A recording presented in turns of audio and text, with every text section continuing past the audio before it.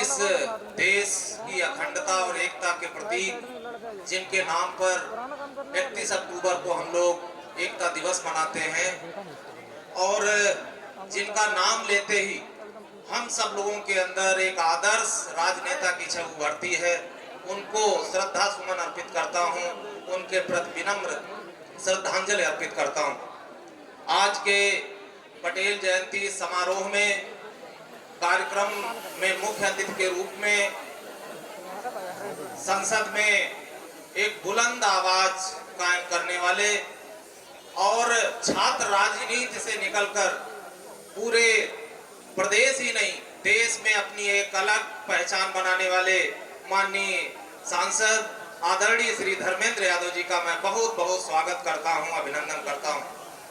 कार्यक्रम के अति विशिष्ट अतिथि के रूप में और इस महाविद्यालय के छात्र रहे और महाभारत जैसे महान सीरियल में गुरु द्रोणाचार्य का रोल निभाने वाले हम लोगों के बीच माननीय सुरेंद्र पाल जी हैं, उनका भी बहुत बहुत स्वागत करता हूं। वो पिछली बार भी 2 साल पहले इस कार्यक्रम में आए थे और हम सब लोगों का एक गौरव बढ़ाया था, मान बढ़ाया था। हमेशा इस इटावा की वो पहचान रहे हैं और पूरे इटावा जनपद का नाम पूरे देश में रोशन कर रहे हैं। वो हमारे बीच उपस्थित हैं, उनका बहुत बहुत स्वागत अभिनंदन करता हूं। हम लोगों के बीच जिला पंचायत अध्यक्ष माननीय अंशुल भैया उपस्थित हैं और वो सौम्यता के प्रतीक हैं। हम सब लोगों के लिए हमेशा सदैव उपलब्ध रहते हैं, कोई भी समस्या हो। आज उनका भी हम लोग बहुत बहुत स्वागत करते हैं इस मंच पर।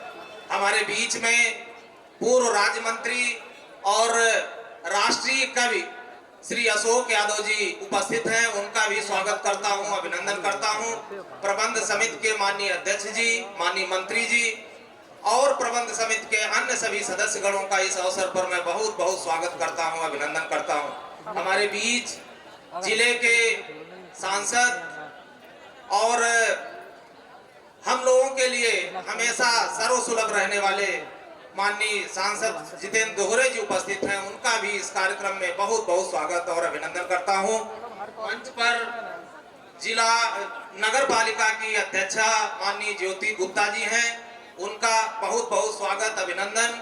साथ में मंच पर पूर्व विधायिका माननीय मिथिलेश कटियार जी, साथ में प्रबंधक पान कुमार इंटर कॉलेज और पैरा ओलंपिक खेलों में सिल्वर मेडल लाने वाले अजीत यादव जी और साथ में अन्य विशिष्टगण इस्लामिया इंटर कॉलेज के प्रबंधक जी, समाजवादी पार्टी के जिलाध्यक्ष आदरणीय श्री प्रदीप साके जी, महासचिव संचालन कर रहे भाई वीरू भदौरिया जी और अन्य सभी विशिष्टगण मंच पर उपस्थित हैं, सबका स्वागत करता हूं। मेरे सम्मुख पूरे जनपद के सभी विशिष्ट गण उपस्थित हैं, समाजवादी पार्टी के सभी नेतागण उपस्थित हैं। मैं नाम एक एक करके नहीं ले पा रहा हूं और सबका मैं इस अवसर पर स्वागत करता हूं, अभिनंदन करता हूं। महाविद्यालय के सभी शिक्षकगण, आज सम्मानित होने वाले सभी विशिष्ट जन, मेरे प्रिय छात्र और छात्राओं, हम सब लोग जानते हैं सरदार पटेल जी का जब हम लोग नाम लेते हैं हमारे मन में एक अलग सी छवि उभरती है। एक दृढ़ प्रतिज्ञ राजनेता के रूप में जिन्होंने आजादी के बाद भारत की 550 से ज्यादा रियासतों के एकीकरण का रास्ता उन्होंने मार्ग को जो समस्याएं पैदा थी और शायद दुनिया के इतिहास में ये एक ऐसा अवसर था जो इतनी बड़ी संख्या में रियासतों का एकीकरण का कार्य बहुत दुरूह था और उसको करने का कार्य किया। पश्चिमी जर्मनी और पूर्वी जर्मनी के एकीकरण का कार्य बिस्मार्क को जाता है और लंदन के प्रतिष्ठित अखबार ने उस समय लिखा था शायद बिस्मार्क की जो ये उपलब्धि थी वो उसके पटेल जी की उपलब्धि के सामने फीकी पड़ जाएगी। पटेल जी ने जो 2-3 रियासतें थी जिन्होंने समस्याएं पैदा की, उनको भी अपनी चतुराई और अपनी बुद्धिमत्ता के साथ में उनको भी एकीकरण का कार्य किया। आज हम सब लोग कल्पना करें अगर वो 562 रियासतें इस देश में अलग अलग होती तो जो हम राष्ट्रीय एक अखिल भारतीय राष्ट्रीय स्तर पर भारत देश की संकल्पना करते हैं शायद उसका कुछ नक्शा ही अलग होता। बीच बीच में चिंदी जैसी लगी हुई होती, वैसा भारत हम कोई भी नहीं देखना चाहते थे। और इस पूरे जिम्मेदारी जो उन्होंने पटेल जी ने निभाई, काबिले तारीफ है और दुनिया में ऐसा कोई उदाहरण नहीं मिलता।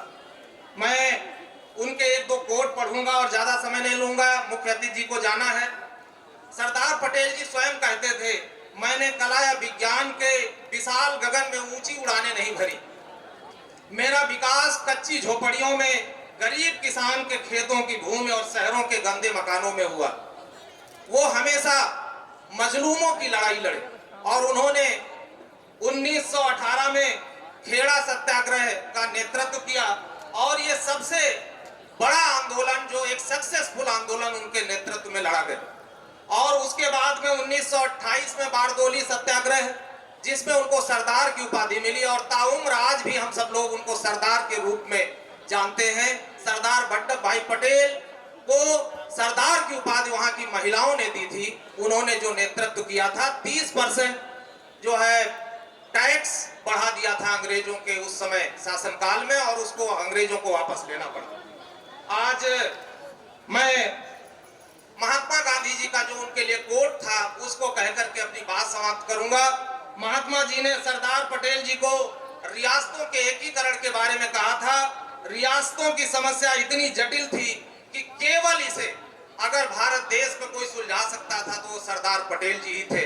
आज पुनः इस अवसर पर उनको मैं नमन करता हूं, उनके प्रति श्रद्धांजलि अर्पित करता हूं और हम सब लोग आज कृतज्ञ हैं उनके योगदान को, भारत को एकता और अखंडता के सूत्र में पिरोने के लिए आए हुए सभी